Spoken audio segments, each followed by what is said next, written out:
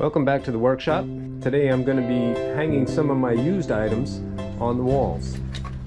Here you see I've got some store-bought hangers from my DeWalt drivers, drills, and an oscillating tool that I use quite often. I've seen lots of different ways to hang drills, some of which are fine for a regular shop that doesn't move, but I was looking for something that would lock them in a little bit tighter than, say, constructing something out of wood or PVC.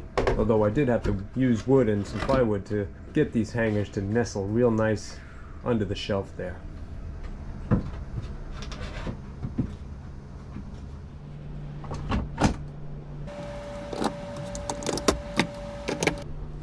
I even put a hanger up for my knockoff DeWalt angle grinder, which I wind up using all the time.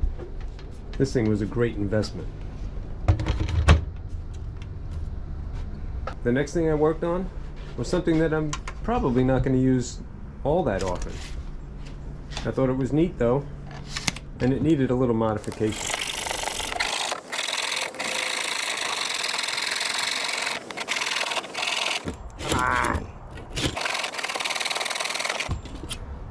Get spoiled by power tools. You want results so quick. You push too hard, you don't let the saw do its work, and it jumps, and I've lost my way.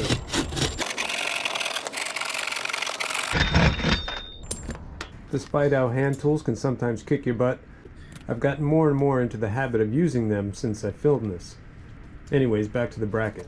You can see I'm using that little shelf that kicked my butt a while back. Being able to quickly get my drill bits without having to bend down and go into a drawer is very nice. And I'm also very proud of myself that I didn't just drill onto the top of the workbench. Instead, I took an old piece of wood and put it between the piece I was drilling and the workbench. Thank you, sacrificial 2x4. Believe me when I tell you, that's a big step for me, who in the past has had a propensity for not being careful.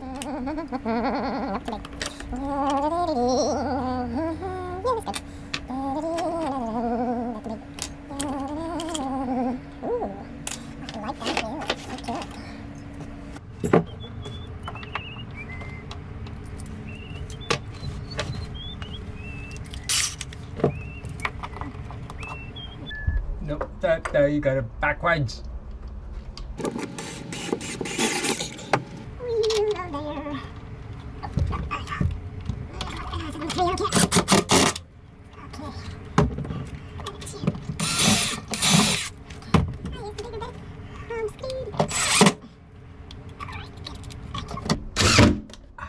That's pretty strong, man. There have been lots of times where I thought to myself, I could use a magnifying glass. Now finally, I was going to have it there if ever I needed it. Comes with a USB. What powers the USB? 2 little wires. We're going to make this longer. Well, I spliced some wire into the USB cord, and then the plan was to run it underneath the workbench to the battery bank. But this proved a little bit difficult because I had junk all over the place underneath the workbench. You can start to see why I'm a little bit obsessed with putting things in their place and cleaning this shop up.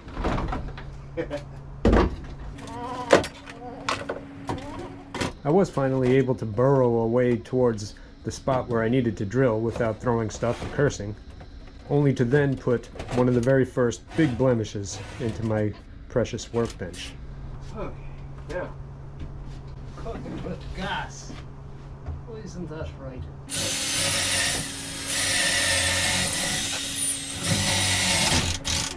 That's okay though. A little bit of glue, and I pushed it back down, and you really got to look for it nowadays to see that scar. Truth be told, scarring up the workbench like I did kind of bummed me out a little bit more at the time because I didn't know if this was going to be a permanent thing or not. However, since then, I have used this pathway that I created for the wires for other devices that I wired up. So I guess the effort wasn't completely lost. And besides, I knew that I had a fuse block down there, which was kind of begging to be used. And whenever I find myself creating a circuit with a fuse in it, well, it kind of feels professional and puts a smile on my face.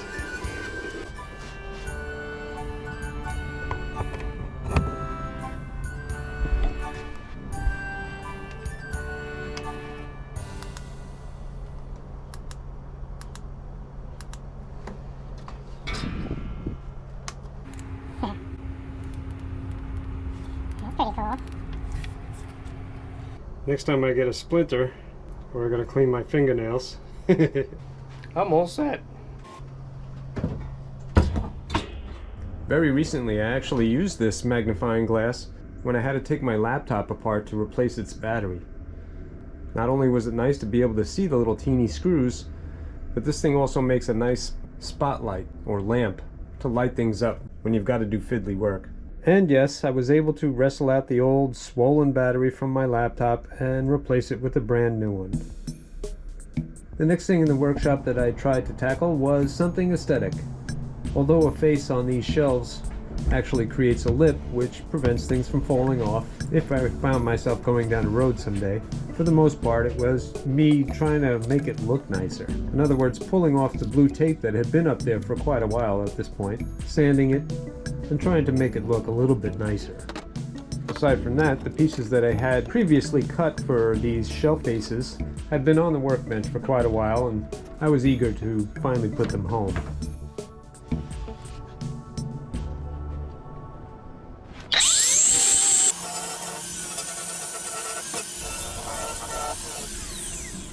Shortly after making a god-awful mess sanding the top shelves, I realized that the shelf faces that I had ripped a while back had twisted pretty badly. So I clamped them to the workbench, trying to put them in traction, so to speak, to get some of that twist out.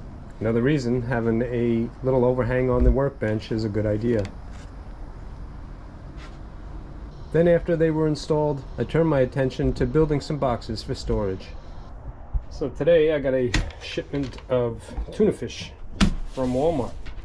I want to recycle the box and figure out storage at the same time.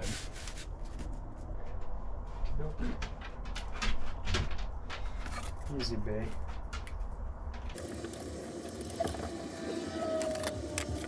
One nice thing about making boxes yourself is that you can make them any particular size you want. I had this goal in mind to have 2 boxes in every little bay of the shelves to help maximize my storage capabilities. And you would be surprised, I've made boxes in the past that wound up staying in my life for years and years. As long as the environment is dry and you're not terribly concerned about the way it looks, I guess it goes without saying, cardboard boxes are a great storage solution.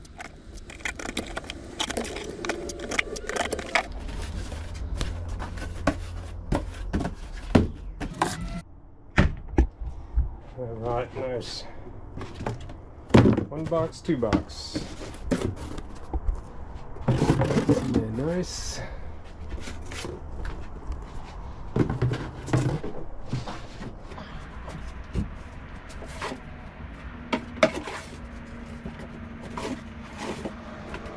Got one here labeled sandpaper and tape. I just brought a bunch more sandpaper I may need to mix that up, but there's a lip up there. God, the lighting in here needs leaves some to be desired, I guess. I mean, it looks good for me, but for cameras there's like a dreaded line. Anyways, yeah, that's got a little lip there so that when I put the box up, it kind of falls in place. It doesn't come out easily unless you lift it first. I could easily put a bungee across there when I'm underway, if I'm traveling ever in this mobile workshop, and those boxes won't fall down. If this concept works out good and I find a home for a lot of stuff up in these boxes, I may someday replace them with balsa wood or something nice. Or Luan, you know, that the real thin plywood. I could probably make something lightweight and a little bit more sturdy than the cardboard, but for now, rather than just cut it up and put it in the trash, I found a use for it. We're one step closer to being organized someday in my mobile workshop. Thanks for watching as always. I hope you guys will stick around because I've done a lot more to this workshop and there's still a lot more videos to come. Who knows, maybe next I'll build a shower inside this thing because all this work is making me a little stinky. Alright, I'll see you guys soon. Bye.